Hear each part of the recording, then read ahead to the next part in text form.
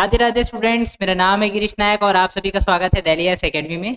जैसा कि हम आधार सीरीज में अलग अलग टॉपिक का अध्ययन करते आए हैं, तो आज हम लोग एक और टॉपिक देखेंगे जो रिलेटेड है शैलो फेक और डीप फेक से। आप लोगों ने शैलो फेक शायद कम सुना होगा, देखा जरूर होगा। अभी हम लोग डिस्कस करेंगे तो आपको समझ आ जाएगा कि मैं किसकी बात कर रहा हूँ। और डीप फेक के बारे में तो आप बहुत ज़्यादा सुने होंगे, कंट्रोवर्शियल बहुत ज़्यादा है। और इन सब का आधार क्या है? Artificial intelligence. इसी पे बेस्ड है हमारा जो डीप फेक है। शैलो फेक में हम लोग आर्टिफिशियल इंटेलिजेंस का यूज़ नहीं करते हैं, लेकिन वहाँ पर भी हम लोग कुछ स्तर पे हम लोग उसका करते भी हैं। अभी देखते जाएंगे एक एक करके। तो एग्जाम्पल से समझते हैं, ज़्यादा अच्छे से समझ आएगा। आपने रामायण तो देखी ही होगी। अब रामायण में जो पात्र थे इतने सारे, जो क्या बोलते हैं सेना थी, चाहे रामायण की बात करें चाहे महाभारत की बात करें, हम लोग को संख्या बहुत सारी दिखाई दे रही है। इतने सारे लोग के लिए बजट तो रहेगा। जो प्रोड्यूसर है वो बजट, उसके पास पैसा होगा तभी जाके वो मूवी बना रहा है या फिर कोई सीरीज बना रहा है। तो पैसा तो होगा उसके पास, लेकिन वो जब यूज कर सकता है कि अगर 100 लोग को मिला के 100 लोग का यूज करके अगर वो 1000 की संख्या दिखा सकता है तो वो क्यों ना दिखाए। और यहीं पर एडिटिंग, इसी एडिटिंग का यूज करके जो रामायण में महाभारत में अलग अलग स्तर पे हम लोग देखते हैं कि हम लोग को शैलो फेक का यूज हम लोग को दिखाई देता है। चाहे राम जी की सेना बोला जाए चाहे रावण की सेना बोला जाए, सब जगह हम लोग को एक्स्ट्रा मटेरियल दिखाई दिए हैं। इतनी सारी सेना जो है वो एक्चुअल में एग्जिस्ट उस टाइम करते रही होगी, लेकिन हम लोग जो मूवी में दिखाए हैं या फिर सीरीज में दिखाए हैं वहां पर हम लोग ऐसा नहीं किए हैं।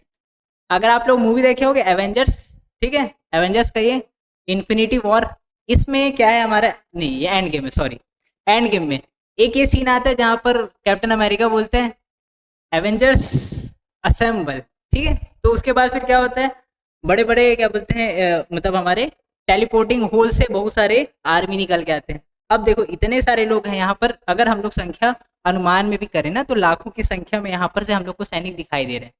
लेकिन एक्चुअल में इतने सारे लोगों को काम न मिला होगा, न इतने सारे लोग को रखे होंगे। क्या किए होंगे यहाँ पर? हमारे पास एडिटिंग का, हमारे पास टूल होता है बहुत सारा, उस एडिटिंग के टूल से 10 लोग खड़ा किए होंगे और उसकी संख्या दिखाए होंगे 100 लोग खड़ा किए होंगे दिखाए होंगे 1000 लोग खड़ा किए होंगे दिखाए होंगे लाख। तो ऐसे एडिटिंग का यूज कर करके हम लोग क्या कर रहे हैं, यहाँ पर पूरा हम लोग मूवी बनाए हैं, फिर अलग अलग जगह में हम लोग इसके और यूज भी देखते हैं। तो अगर हम लोग शैलो फेक के बारे में अगर जानना चाहें तो शैलो फेक को हम लोग सिंपली ऐसा बोल सकते हैं कि अगर एआई टूल का यूज किए बिना, आर्टिफिशियल इंटेलिजेंस का यूज किए बिना, अगर हम लोग किसी एडिटिंग के थ्रू कुछ बहुत सारे संख्या में, या तो संख्या में दिखा, हम लोग यहाँ पर संख्या में यूज किए हैं और जगह भी यूज किया जा सकता है। तो ये क्या है, हमारा शैलो फेक है। अब अगर हम लोग आते हैं डीप फेक में आते हैं, तो डीप फेक में सबसे इंपॉर्टेंट बात है इसका आधार क्या है। इसका ये बेसिकली किसके ऊपर काम करता है? आर्टिफिशियल इंटेलिजेंस के ऊपर। अब इस डीप फेक का मूल आधार क्या है? आर्टिफिशियल इंटेलिजेंस या फिर कृत्रिम बुद्धिमत्ता। कृत्रिम बुद्धिमत्ता, अगर हम लोग इसको डिवाइड कर देते हैं, इन दोनों वर्ड को डिवाइड कर देते हैं, कृत्रिम और बुद्धिमत्ता, मतलब आर्टिफिशियली डिजाइंड अगर हमारे पास कोई नॉलेज का हमारे पास एक बंच है तो उसको बोलेंगे हम लोग आर्टिफिशियल इंटेलिजेंस या फिर कृत्रिम बुद्धिमत्ता, जिसको हम लोग बनाए हैं। अगर हम लोग नहीं बनाए जिस चीज को, उसकी बुद्धिमत्ता को हम लोग क्या बोलेंगे? प्राकृतिक बुद्धिमत्ता। लेकिन जिसको हम बनाए हैं, अपने हिसाब से डिजाइन किए हैं, उसको बोलेंगे हम लोग कृत्रिम बुद्धिमत्ता या फिर आर्टिफिशियल इंटेलिजेंस। अब यहाँ पर क्या होता है, जैसे कंप्यूटर कैसे काम करता है, हम लोग जो इनपुट देते हैं ना उस हिसाब से वो आउटपुट देता है। अगर हम लोग टाइप कर रहे हैं माई नेम इज गिरीश, तो वहां पर टाइप हो रहा है माई नेम इज गिरीश। अब अगर हम लोग ये डायरेक्शन दिए हैं कि जब जब गिरीश का नाम आए उसका एक प्रोफाइल पिक शो कर देना, या फिर उसका इंस्टाग्राम आईडी दिखा देना, या फिर उसका फेसबुक प्रोफाइल दिखा देना, या फिर उसका कोई जो भी आईडी होगा, जो ब्लॉग वगैरह बना होगा, वो सर शो कर देना ऐसे करके। ये डायरेक्शन किसको दिया हम लोग? कंप्यूटर को, कि जहां जहां गिरीश नाम आया वहां वहां पर दिखा देना। अब क्या होगा, कंप्यूटर क्या करेगा? जब भी उसके पास डेटा आएगा, कोई सा भी डेटा आएगा, हम लोग देख रहे हैं कि उसको वही शो कर दे रहा है। जैसे अगर हम लोग पीएम मोदी जी के बारे में अगर देखते हैं तो नमो करके अगर हम लोग टाइप करते हैं, या फिर पीएम ऑफ इंडिया करके अगर गूगल में हम लोग टाइप करते हैं, तो हमारे पास क्या प्रोफाइल आता है? मोदी जी का प्रोफाइल आ जाएगा। या फिर अगर राहुल गांधी का सर्च कर रहे हैं तो राहुल गांधी का प्रोफाइल आ जाएगा। जिसका हम लोग सर्च कर रहे हैं उसका आईडी हमको ला के दे देता है, क्योंकि हम लोग उसको ऐसा बताएं, हम लोग कंप्यूटर को बताए हैं कि आपको ऐसे करना है, आपको ऐसे करना है।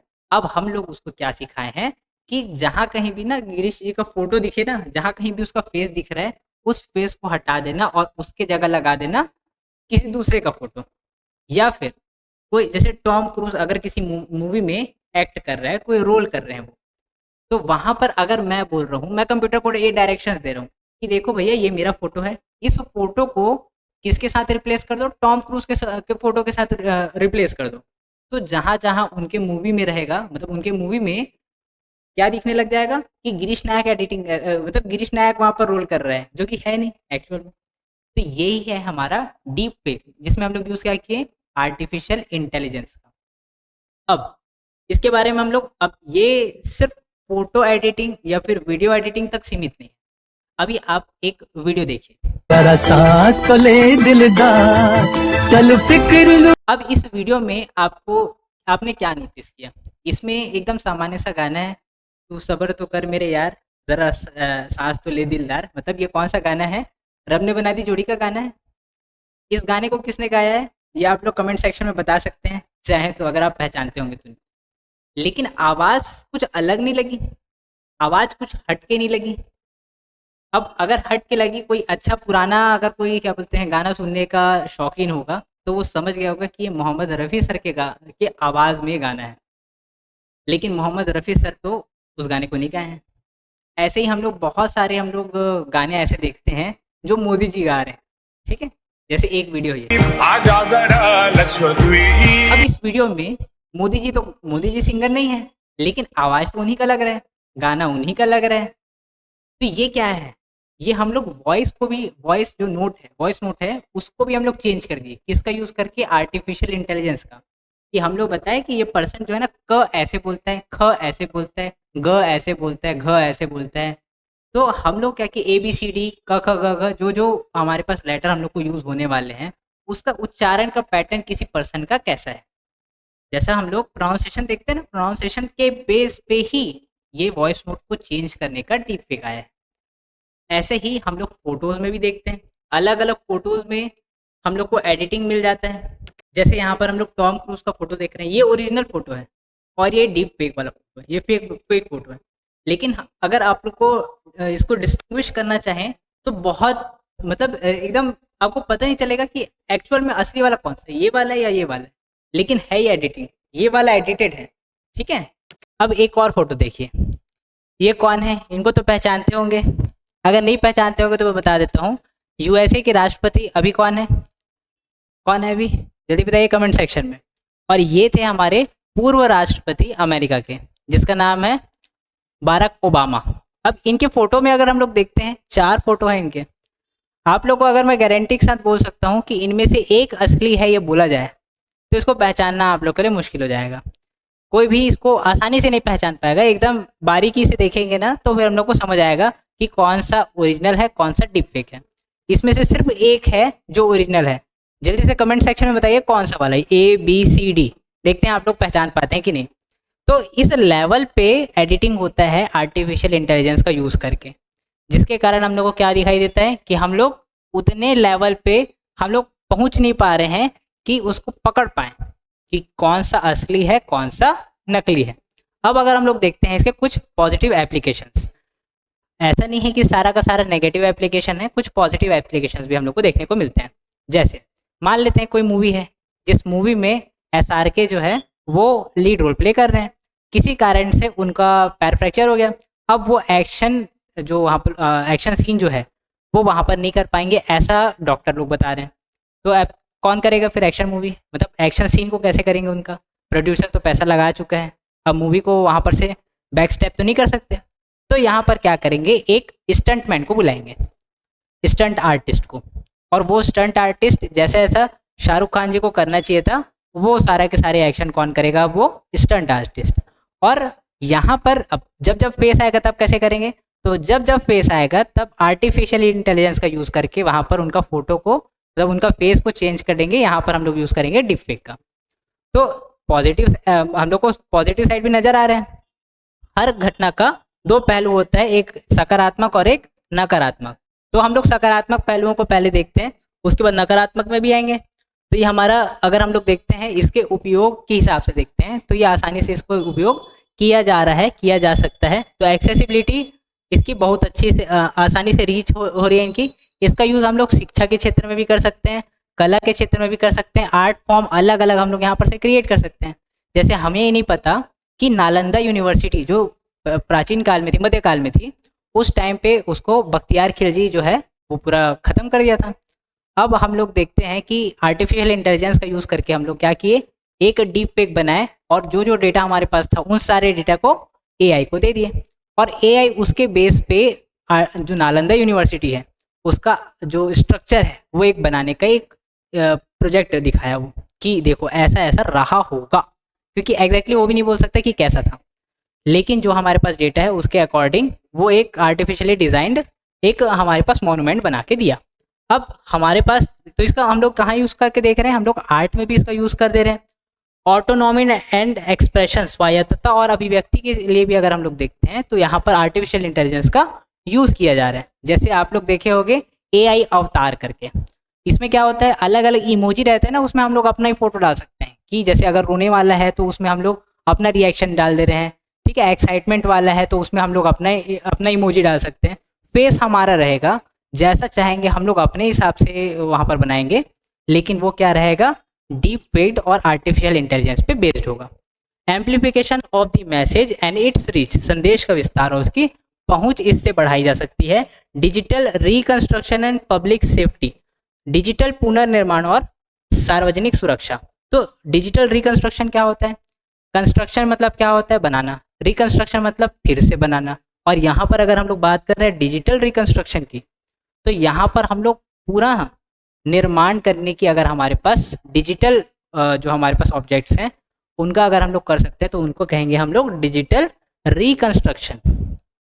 जैसे कोई मूवी बन चुकी थी पहले, लेकिन अब हमारे पास उसका सीडी नहीं है, मान लेते हैं टॉम एंड जेरी का कोई सीरीज था, उस सीरीज में अब हमारे पास उस सीरीज का अगर 10 पार्ट है, उस 10वें पार्ट में से 7वां पार्ट हमारे पास मिसिंग है, कहीं पूरी दुनिया भर में ढूंढ डाले, कहीं नहीं मिला, सबके सब डिलीट कर डाले, पता नहीं कैसे। अब हम लोग को वही वाला सीन चाहिए, हमको जो उसमें हुआ था सेम टू सेम वही वाला चाहिए, तो हम लोग क्या बोलेंगे, डीप फेक का यूज़ करेंगे और उसका यूज़ करेंगे। अब यहाँ पर टॉम एंड जेरी तो कार्टून ही है, कार्टून में कार्टून ज़्यादा कोई वहाँ पर हम लोग को बड़ा कोई चेंज हम लोग को नज़र नहीं आ रहा है। लेकिन अगर हम लोग देखते हैं मुगले आज़म, ये मूवी आया था, अब मुगले आज़म का जो मूवी है सेम टू सेम हम लोग, अब मान लेते हैं किसी कारण से हर जगह से डिलीट हो गया और हम लोग को फिर से रिकंस्ट्रक्ट करना है, तो हम लोग किसको बोलेंगे, एआई को बोलेंगे, देख भाई ऐसे ऐसे करना, सारे डेटा हम लोग उसको दे देंगे और उन डेटा का यूज़ करके वो रिकंस्ट्रक्शन करेगा डिजिटली, तो इसको बोलेंगे डिजिटल रिकंस्ट्रक्शन। और पब्लिक सेफ्टी में भी इसका यूज़ करेंगे, इनोवेशन में हम लोग इसका यूज़ कर सकते हैं। अब ये सारे क्या हुए हमारे पॉजिटिव एप्लीकेशंस, कुछ नेगेटिव एप्लीकेशंस भी हैं, लेकिन पॉजिटिव एप्लीकेशंस में हम लोग एक और डेटा देखते हैं। डेटा क्या है हमारे पास, जानकारी हम लोग को कहाँ से मिल रही है, इंडियन एक्सप्रेस के एक आर्टिकल से।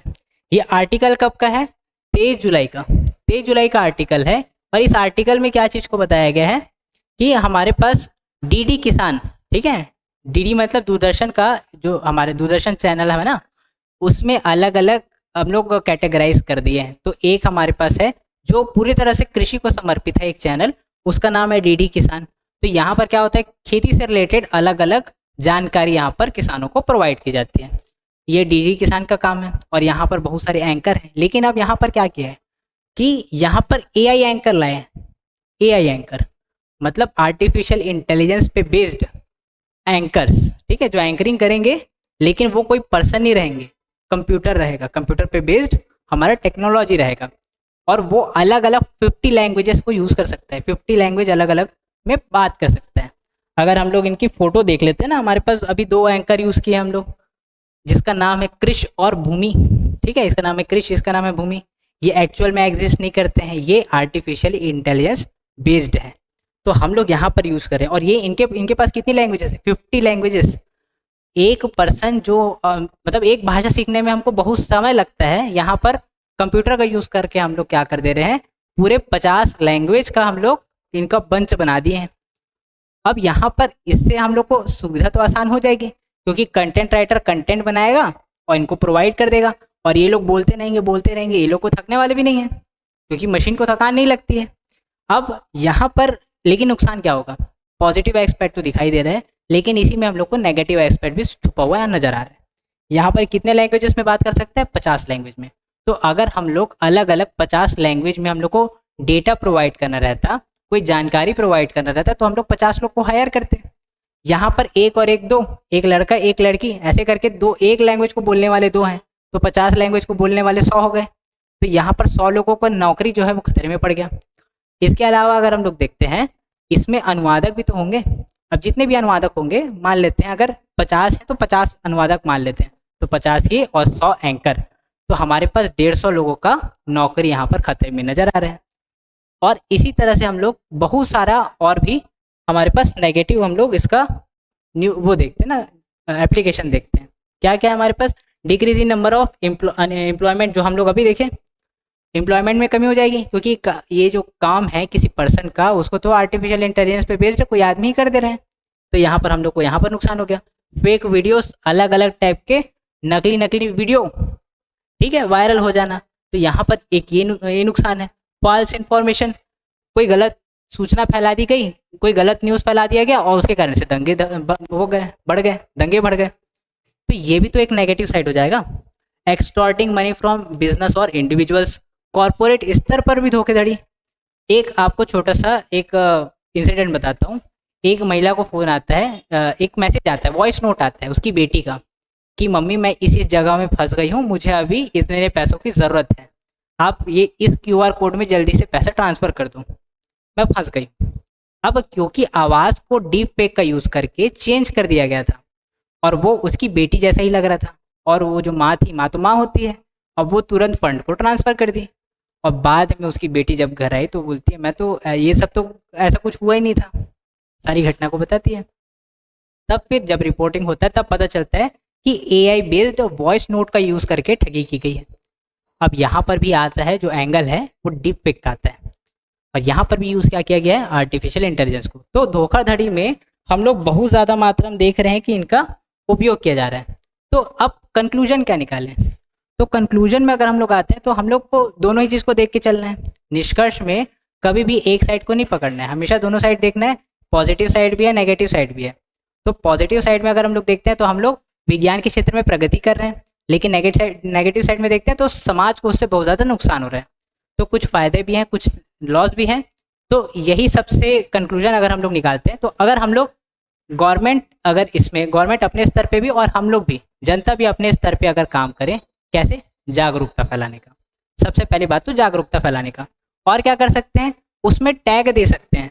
जैसे अलग अलग ऐप दावा करते हैं कि हम लोग AI बेस्ड या फिर डीप फेक हम लोग फोटोज़ बनाते हैं, तो वहाँ पर हर ऐप में AI का मार्किंग अगर किया जाए कि ये AI बेस्ड है या फिर डीप फेक, या फिर किसी भी, जैसे हम लोग वाटर मार्क रहते हैं, अलग अलग कंपनी का हम लोग प्रोडक्ट देखते हैं, तो उसमें हम लोग को, जैसे अगर कोई कंटेंट देख रहे हैं ना, किसी पर्टिकुलर किसी वेबसाइट का है, तो वहाँ पर ना उस वेबसाइट का वाटर मार्क रहता है, वैसा वाटर मार्क जैसा सिस्टम यहाँ पर आना चाहिए जो इस बात का प्रूफ हो कि ये AI बेस्ड है या फिर ओरिजिनल है। तो ये हमारे लिए एक बहुत अच्छा हमारे पास काम हो सकता है। और इसके अलावा हम क्या कर सकते हैं, जागरूकता सबसे इम्पोर्टेंट है, जागरूकता फैलाना और अपने स्तर पे काम करना। क्योंकि गांधी जी का एक कोट है कि आप जो परिवर्तन दुनिया में देखना चाहते हैं, वो परिवर्तन आप पहले अपने में लाइए, दुनिया अपने आप परिवर्तित हो जाएगी। ये महात्मा गांधी का है, मेरा नहीं है, ठीक है। तो इस तरह से हम लोग कंक्लूजन बनाते हैं। अब आपके पास 2 क्वेश्चन है, मेंस के लायक है, और मेंस में पूछा भी जा सकता है टेक्नोलॉजी के पार्ट से। What is deep fake, deep fake क्या है। यहीं पर एक और क्वेश्चन भी बन जाएगा, what is shallow fake, shallow fake क्या है। तो यहाँ पर आप अलग अलग इसका राइटिंग प्रैक्टिस कर सकते हैं, डीप फेक का अलग, शैलो फेक का अलग। इसके बाद एक और क्वेश्चन हमारे पास है, डीप फेक और शैलो फेक में अंतर बताइए, describe the difference between deep fake and shallow fake. इन दोनों क्वेश्चन को आप लोग बना के देखिए, प्रैक्टिस करके देखिए। अगली किसी टॉपिक के साथ मैं जल्द ही हाजिर होऊंगा, तब तक के लिए धन्यवाद।